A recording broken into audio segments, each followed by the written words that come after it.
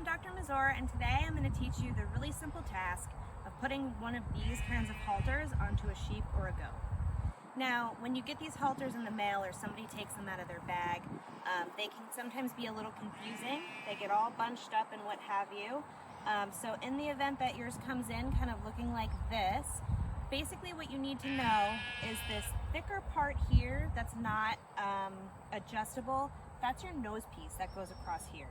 So what you need to do is start kind of unraveling this, sort of taking it apart, and eventually you'll come up with two loops that go on either side of this nose piece. So then you need to figure out which of these loops goes under the jaw and which goes behind your ears. So my trick is that if you look at the two loops that you have, you'll see that there's a closed loop on the end here. Now, the piece that runs through that closed loop, that's your really adjustable piece. This is what goes under the chin. So you have this big fixed spot. You can see this place. You know, any way this thing comes in, any shape that it looks, you should be able to figure out what your under the chin spot is, because it's the one that runs through this loop, which means that this loop is what goes around your ears. So if it looks like this when you get it, no big deal. You just loosen it up. So you have your halter, you know it's going to go over your ears, under your chin, and over your nose.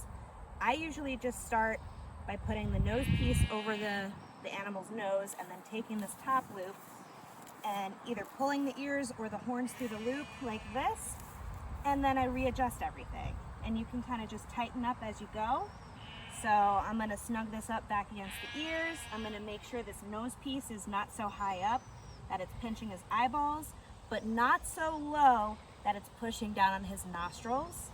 And then I'm just going to make sure that my under the chin piece is nice and tight, and that's how you put a halter on. So in the event that you have horns in this equation, you just want to make sure that your horns and your ears are all in front of this piece that goes behind them. Easy peasy.